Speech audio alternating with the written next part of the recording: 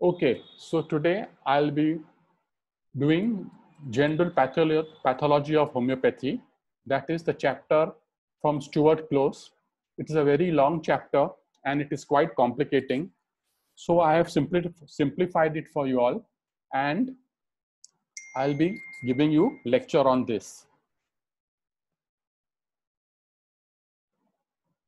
So let us see the origin of the word pathology. It comes from the Greek word pathos, meaning disease, and logos, meaning a treatise or a treatise of disease. The definition states that it is a branch of medicine which treats of the essential nature of the disease. That means basically we are dealing with a sub branch of medicine which will naturally deal with nothing else except the disease phenomena occurring in an individual. Or it can also be defined as the study of the cause, that is the etiology, the pathogenesis, that is the evolution of the different types of diseases, and the response of the organism to such a disease condition.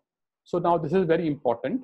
Even from the homeopathic point of view, we have to see what is the cause of the disease. So according to homeopathic point of view, the cause of the disease is not the bacteria, virus, or the protozoa, but it is the dynamic derangement of the vital force. So you have to identify what type of disease it is, whether it's acute disease, chronic disease, subacute disease, and so on and so forth, and see the cause of the disease. In aphorism number 5, we are getting the cause of the disease. For the acute is the exciting cause or the acute miasm, and for the chronic disease, you are getting the fundamental cause or the chronic miasm, and you are getting the maintaining cause. And also you must see the evolution of the different types of diseases. That means what? How does the disease evolve per se? That means if you take an example of a disease, say example bronchial asthma, what are the, how does it evolve? In short, what are the signs and symptoms? So you get in bronchial asthma, you're getting, before the asthma starts, the asthmatic aura, then the asthma attack, and then the end of the attack. So that is fine as far as the disease process goes. But as a homeopathic doctor, we have to see the evolution of the disease. So the evolution of the disease, I will take it up later on, but just to tell you in short, it goes from the dynamic plane to the preclinical or the pre-functional plane, the functional plane, to the structural plane, and lastly the pathology. So basically, we have to follow this specific link, and we have to find out the how does the disease evolve in homeopathy. And naturally, the response of the evolution will differ from person to person, from disease to disease. Now, let us see the branches of pathology.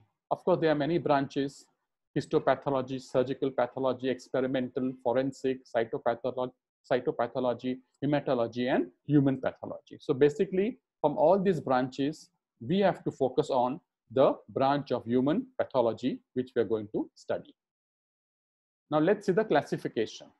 It can be classified broadly into two big groups: the general pathology or the special or systemic pathology. General pathology, it deals with the general principles of the disease. So it deals with the disease on a very broad base, like inflammation, thrombosis, gangrene, so on and so forth.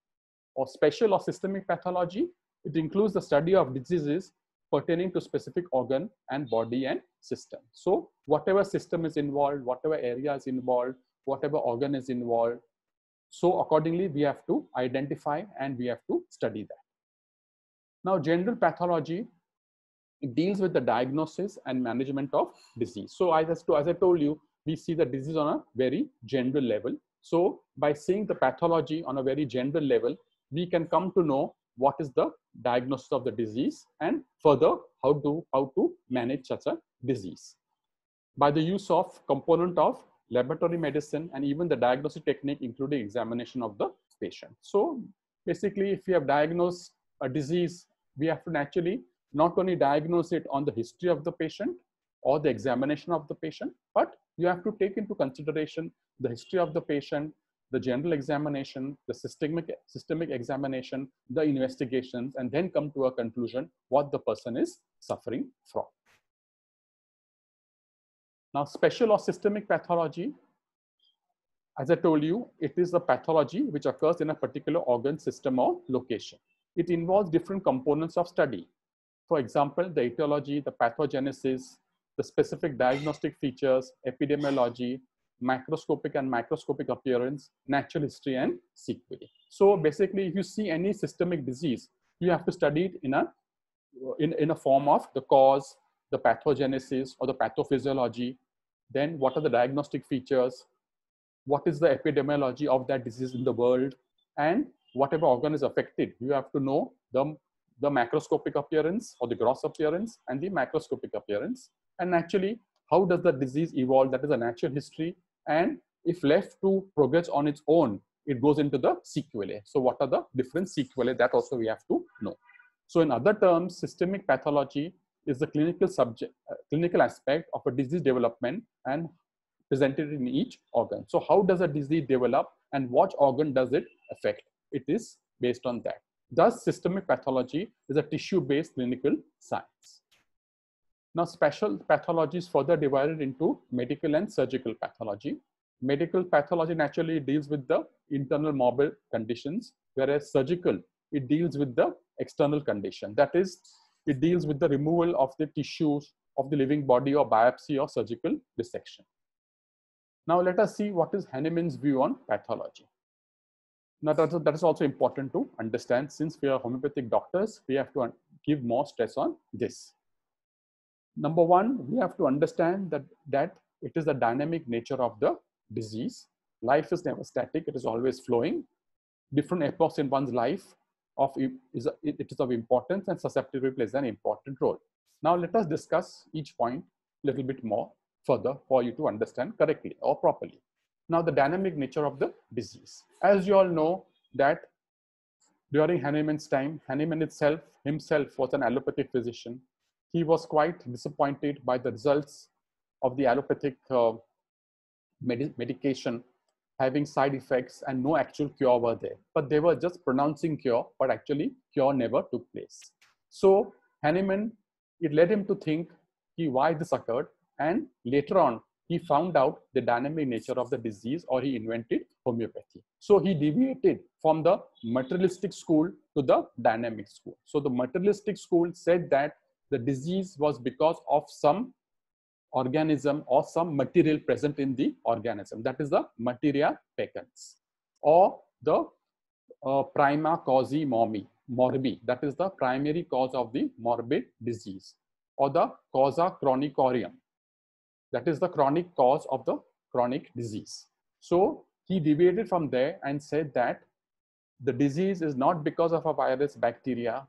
It is because of the dynamic derangement of the vital force. And with that, he has also put susceptibility, which plays a very important role. So until and unless you are susceptible, your vital force will not get deranged. So prior to that, what has been deranged? The susceptibility. So you have to be susceptible. Then only the bacteria, virus, or the organism, or the material peccans will enter the body. It just doesn't enter the body like that. So therefore, he says you have to understand the dynamic nature of the disease, that the vital force is there. It is in harmony with the body or the physiological processes of the body, as the result of which health is maintained. So health is maintained because of equilibrium of all the different processes going on in our body, like respiration, anabolism, catabolism, excretion, secretion, etc. So if all this is going on in tune with if all the systems of the body are in tune with all these different physiological processes, then naturally everything will be fine. The person will be in a state of health. Moment a distunement occurs, or an equilibrium is lost, or the vital force is deviated, then you get a disease condition. So at one end, you're getting health, opposite end, you're getting disease. Health is where the vital force is in equilibrium. Disease is where the vital force is in disequilibrium. Health is absence of signs and symptoms. Disease is presence of signs and symptoms. And health, homeostasis is maintained. In disease, homeostasis or the internal milieu is deranged. So this is the dynamic nature of the disease. Second point, life is never static. It is always flowing. Like everything in this world, or the world is there because of the universal force which gives life to everything on this earth. Therefore, we are living, all living things are flourishing on this earth. All animals, all plant life, and including the human life, we are flourishing. So you go to see that's the sort of an energy which is never static. It is always flowing. It is always flowing, as a result of which we say that life is never static. Why? Because in our life, there are different epochs in one's life, which is important. We do not stagnate. After we are born, we do not remain small. No, we start growing. So from an neonate, we come to an infant. From an infant, we come to a child. From a child, we go to adolescent. From adolescent, we come to adult. From adult, we go to old age. So you can see life is never static. It always moves on. Similarly, the vital force, or as Kent said, the influx, it is never static. It always moves on. So the influx is there in the body, as a result of which the life is there, as a result of which we are alive. So anything which disturbs the influx, like the environmental causes, that is the physical, chemical, biological, and psychosocial, cultural causes which affect the individual, as a result of which the person gets deranged. So therefore we say life is never static, vital force always goes on flowing, susceptibility always also goes on flowing. So now what do we have to, in this dynamic nature of the disease, what do we have to see? Basically, we have to see the evolution of the disease. So the evolution of the disease will be got from the evolutionary march of events right from the patient's birth till the patient dies, or till the time he's come to see you. So you have to see the different epochs. Different epochs meaning what? You have to see, you have to ask the patient, is there, was there any problem during the delivery? What was the mother's state of mind during the delivery? Because that is also very important nowadays. People are giving great importance to it because the mind plays a very, very important role, as a result of which the child could get affected. So if the pregnancy was unwanted, if the mother had tried to abort the child but was unsuccessful, then what happens when the child grows up? You will find child is very dissatisfied, he is antisocial, he is very aggressive, so on and so forth. So therefore, this study is very, very important nowadays. Then we have to go to the delivery. Was it a normal delivery? Was it a cesarean section? Then, or was it a vacuum or a forceps or whatever it may be? And what are the consequences of such a delivery? What was the birth weight of the patient? All the milestones were normal, or they were delayed, or they were early, and then later on, when did the first teeth appear? When did the person started crawling, walking, talking, so on and so forth. So you can see the different epochs are there. In females, an important epoch is the appearance of menses, that is menarche. At what age, any problem during that time, and later on, menopause also is important. So you are seeing these are the different epochs which we have to take into consideration to identify the dynamic nature of the disease or the evolutionary march of events. Now, health and disease. In health, equilibrium is maintained. There is order and harmony. Homeostasis is maintained. It's a word coined by Alfred Cannon, and internal milieu is a word coined by Claude Bernard. So out here he says, as I told you, health is a state of equilibrium where the vital force is in harmony with all the physiological processes in our body. So basically, there is order and there is harmony, or there is equilibrium. So in our body, we say homeostasis is maintained if the psycho-neuro-endocrine axis is working in harmony with each other. So therefore, Alfred Cannon has said that if the psycho-neuro-endocrine axis or the PNE axis is in harmony, then we say that the homeostasis is maintained. That is what health is maintained. That is what equilibrium is maintained. That is what order and harmony is maintained in the body. Now, Claude Bernard, he gave a different dimension to it. He said, he gave the word internal milieu. Internal milieu meaning what? It means the processes which go on in our cells between the extracellular fluid and the transmission of sodium, potassium, and other important elements or other important constituents which maintain health in our body. So that is known as the internal milieu. So if all the exchanges of all the different elements of sodium, potassium, chloride, etc. are going on properly in our body, the internal milieu is maintained. That is nothing but health and equilibrium. So let us see now the total opposite or the other end of it. In a disease state, there is disequilibrium, disorder, and disharmony.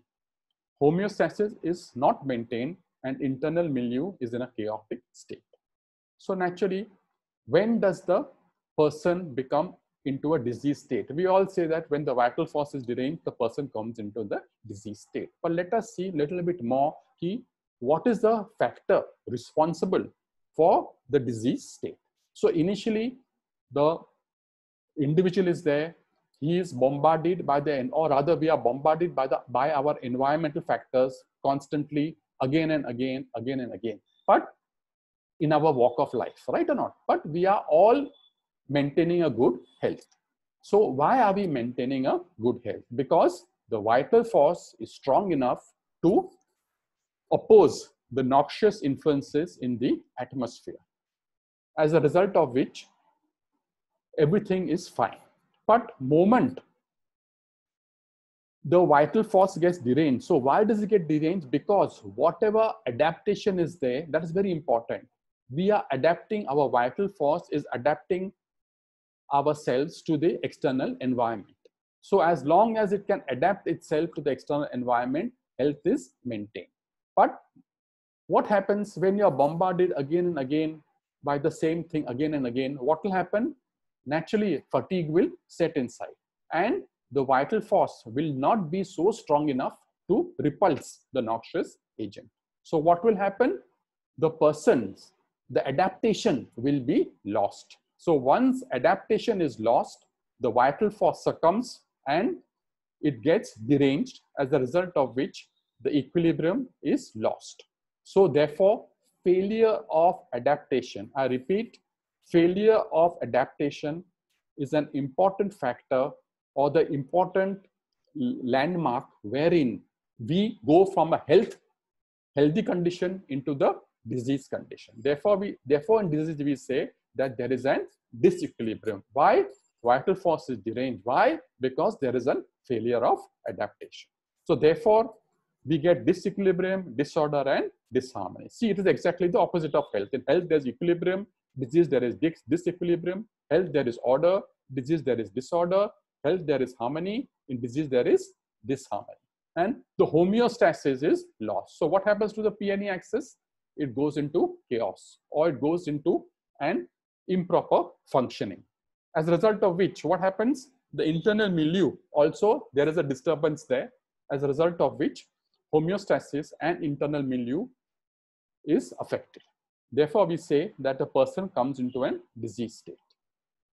So change in state of an individual, it goes from the dynamic plane to the pre-functional plane, to the functional plane, and the structural plane, that is the pathology.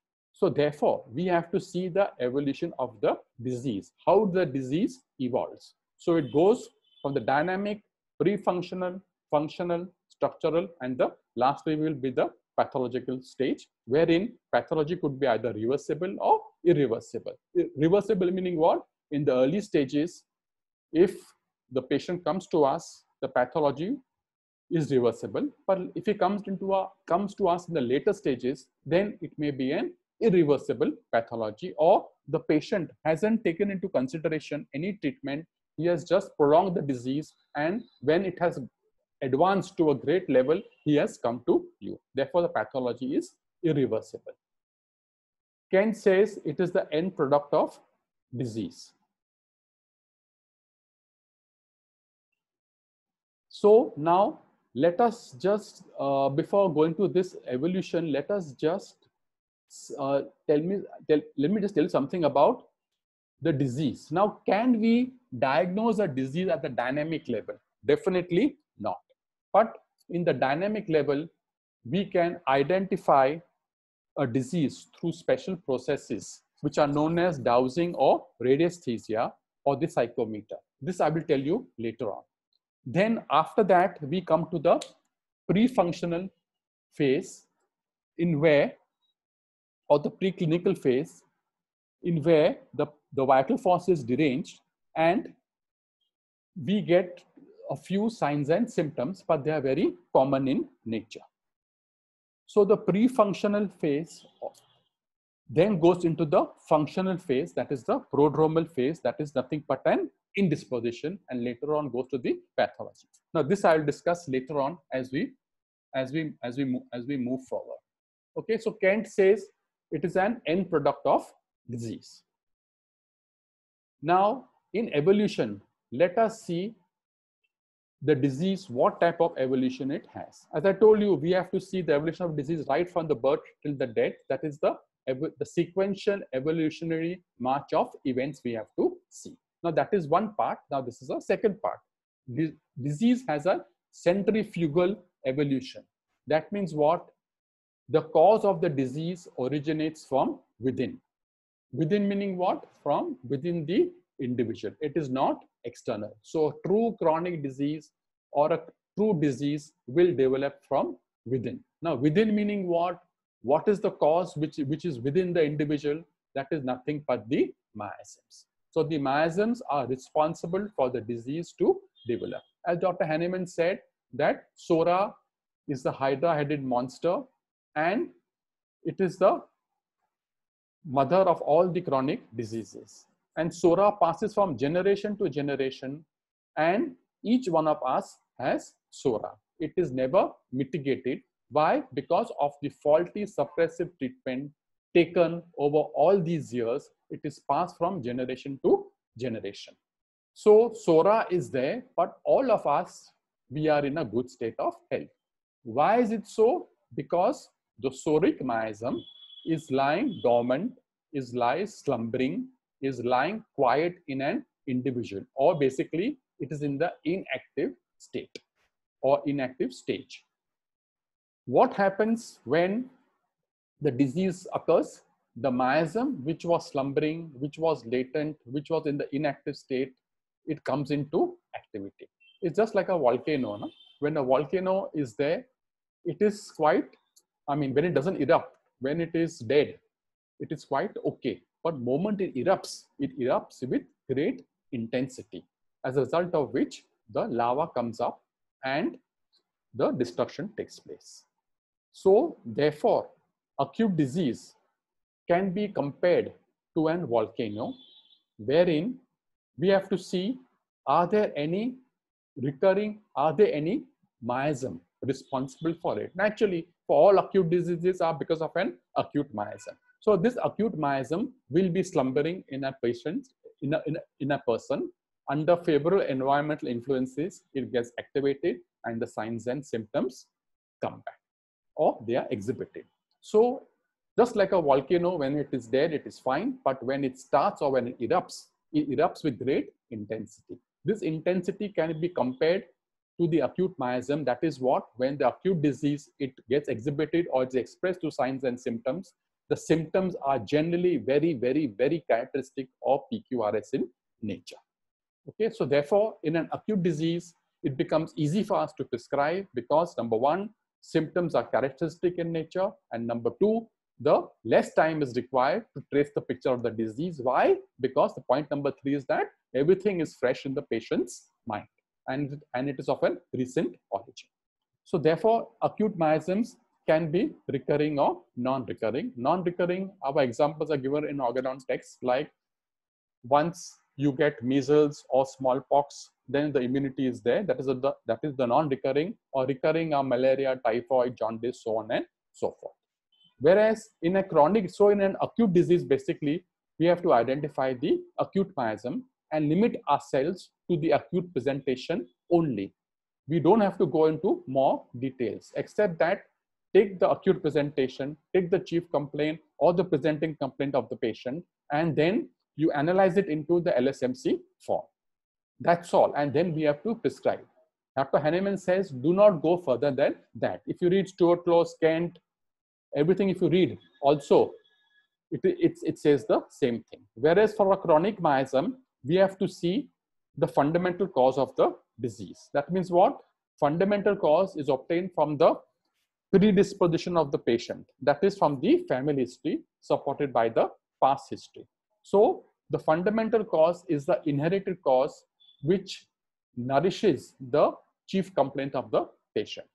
So Dr. Henneman says in episode number 5, in fundamental cause, identify the chronic miasm. Not only that, see the patient's age, mode of habit, mode of living, his habitat, his food, his aversion, his craving, his sleep, his dreams, his mental state, etc., etc. So you can see, to identify a chronic disease, it takes much longer time because number one, it is chronic in nature. The patient doesn't remember all the complaints properly, and it takes a long time to trace the picture of the disease. So therefore, as compared to an acute disease, a chronic disease will take much more time. Okay. Whereas, so therefore we say that the disease evolves from within outwards. That is centrifugal. Centrifugal force is what? Which goes from within outwards. Whereas the disease expresses itself centripetally. That means what? It will go from the skin and it will go into the more important organ. That is, it will go from the periphery to the center, or from the skin to the mucous membrane. That means what? The disease will first express itself on the skin.